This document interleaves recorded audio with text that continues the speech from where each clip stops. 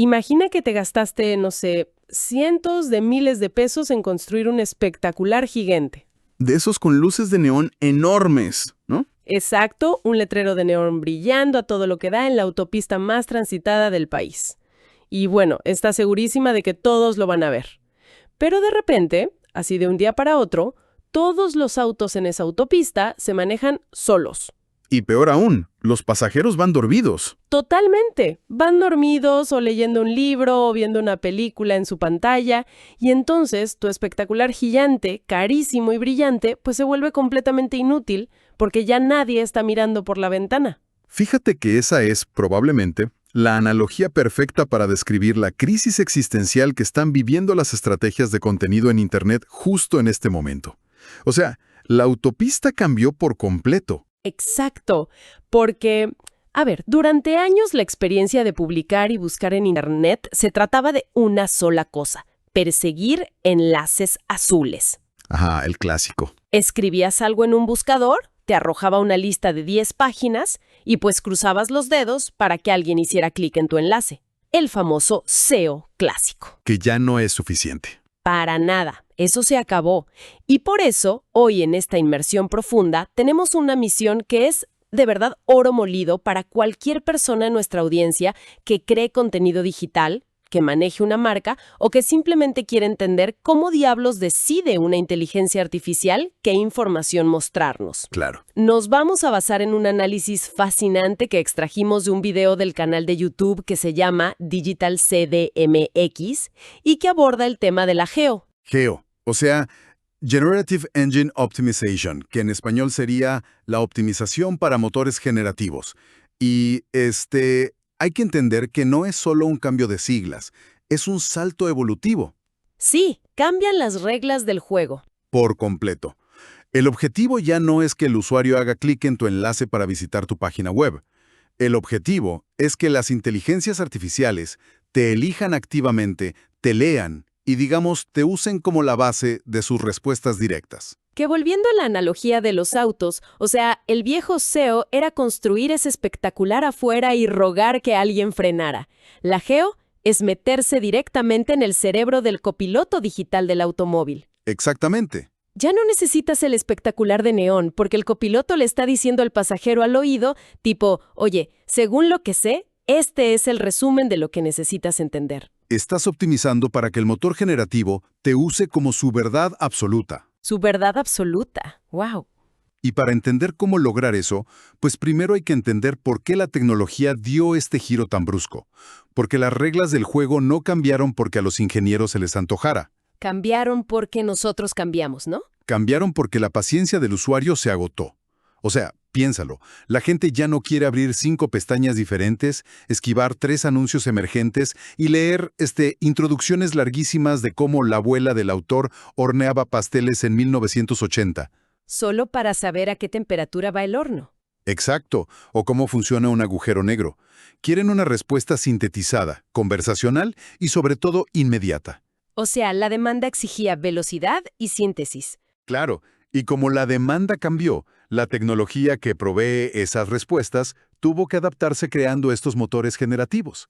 Entonces, si la inteligencia artificial ahora es la encargada de leer el Internet entero, procesarlo y darle un resumen digerido al usuario, el creador de contenido tiene que cambiar el chip. Totalmente. Tiene que dejar de escribir para el humano impaciente y empezar a escribir para la máquina que le va a resumir la información a ese humano. Tienes que hablar su idioma. A ver, pausa ahí, porque esto me parece fundamental y quiero que lo desmenucemos bien. Si tengo que hablar el idioma de una máquina, la pregunta es, ¿cómo lee una máquina? Pues de forma muy distinta a nosotros. Porque asumo que ChatGPT o Claude pues no se sientan en un sillón con un café a disfrutar de la prosa poética de mi introducción, ¿verdad? Y el análisis del canal Digital CDMX dice que el idioma de la IA es, sorprendentemente, la estructura pura y dura. Así es un tema de procesamiento computacional. Los modelos de lenguaje grande no leen como nosotros, no tienen, digamos, una comprensión lectora basada en la emoción o en el ritmo narrativo. Ok. Ellos procesan información escaneando patrones matemáticos, lo que llamamos tokens. Cuando una IA se enfrenta a un muro de texto gigante y denso, pues le cuesta muchísimo poder computacional identificar cuál es la idea principal. Es como si le pidieras a alguien que encuentre un dato súper específico en un libro de 1000 páginas que no tiene ni índice, ni... Ni capítulo ni divisiones, exacto. ¡Qué pesadilla! Por eso la fuente hace muchísimo énfasis en lo que llama, y cito, una estructura limpia para un análisis rápido de la IA. Y todo comienza con los primeros párrafos, O sea, desde el arranque. desde la primera palabra. La regla de oro es empezar con un resumen conciso de 2 a 3 oraciones que responda a la pregunta principal en un lenguaje hiper sencillo. Nada de anécdotas previas. Sí, de hecho el documento menciona tácticas muy puntuales. Habla de usar encabezados jerárquicos de programación, o sea, los famosos H2 y H3, escribir en párrafos muy cortos y usar listas con viñetas. Todo muy visual y estructurado. Incluso hablan de agregar un TLDR, el acrónimo este de muy largo no lo leí, justo en la parte superior, y hasta un mini glosario para términos complejos. Y todo esto tiene una función técnica, no es nomás porque se vea bonito. Cuando usas un H2 o una lista con viñetas, le estás poniendo etiquetas de navegación al algoritmo. Como post-its para la máquina. Haz de cuenta, le estás diciendo, oye máquina, no gastes energía procesando todo esto para adivinar de qué hablo. Aquí está el núcleo semántico de mi texto. Cuanto más fácil le hagamos la extracción de los datos principales y menos energía computacional gaste en entendernos, Mayor probabilidad hay de que nos elija. y que su algoritmo nos prefiera y nos cite. Exactamente. Pero a ver, me surge un conflicto muy grande con esto. Y seguramente a quienes nos escuchan también. A ver, dime.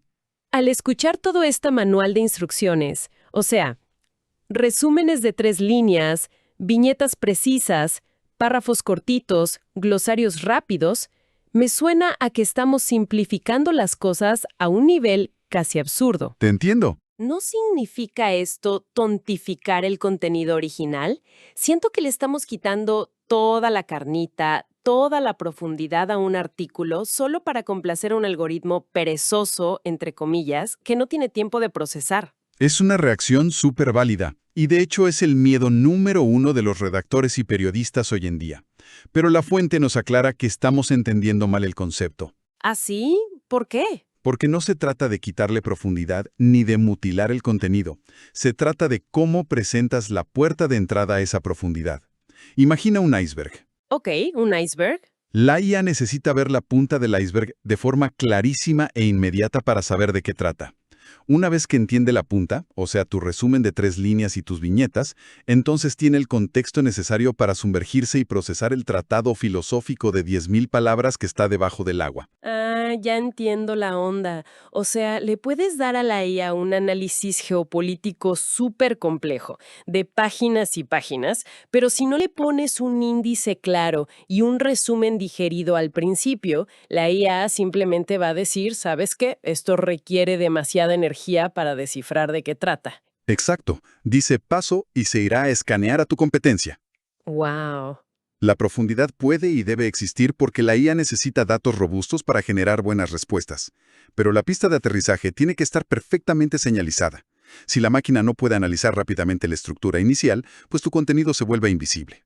Ok, te compro la idea de la pista de aterrizaje limpia. Ya tenemos nuestra estructura perfecta, nuestras viñetas inmaculadas, pero aquí viene el problema obvio. O sea, esto es Internet. Hay millones de sitios web. Millones, ¿sí? Seguramente 1000 competidores más van a escuchar esto o van a leer el mismo manual, van a hacer sus viñetas perfectas y sus resúmenes de 3 líneas.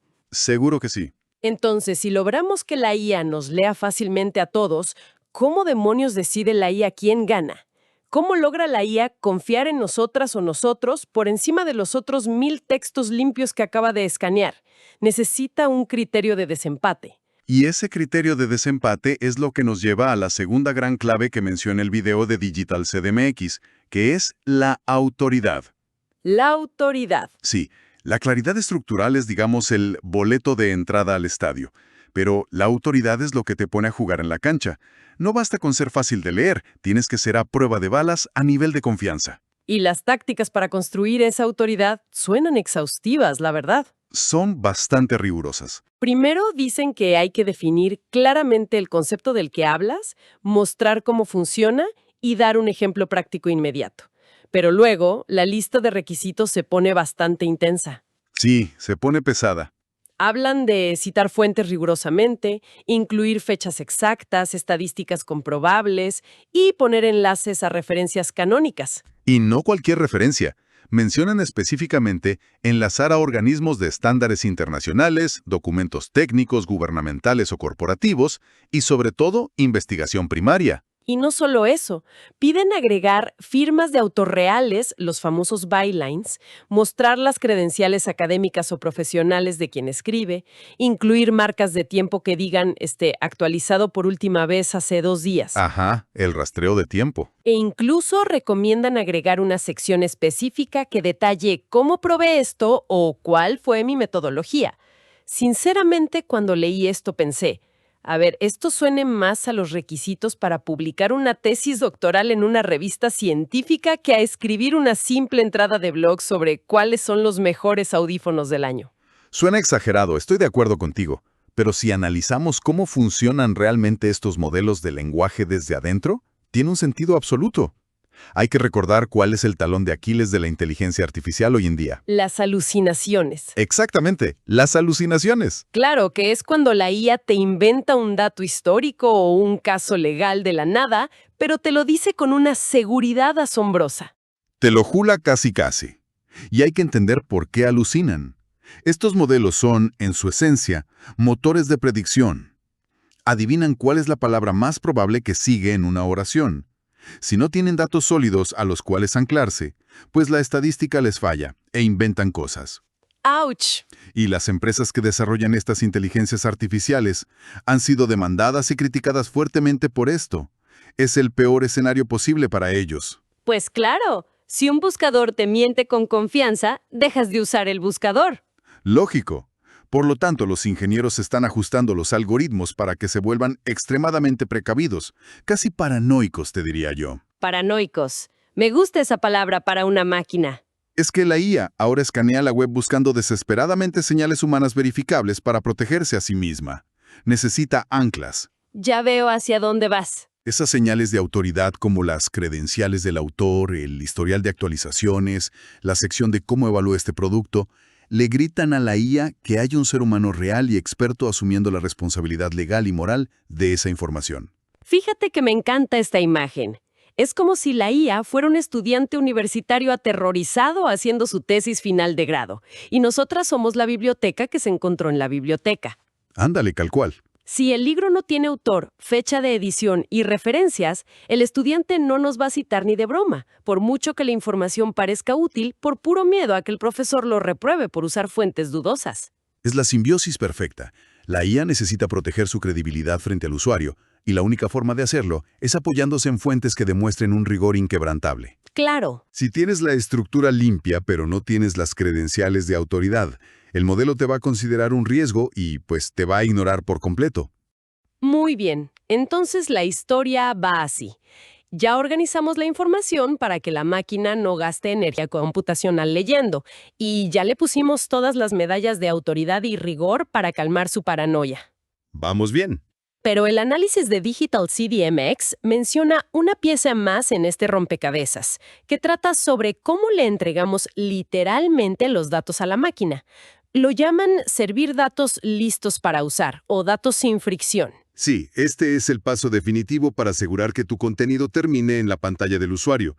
Se trata de eliminar absolutamente cualquier obstáculo entre la información y el algoritmo. Y fíjate que las tácticas que sugiere la fuente aquí me parecieron brillantes por lo pragmáticas que son. Por ejemplo, publicar preguntas frecuentes, las clásicas FAQ. Ajá, pero con un giro.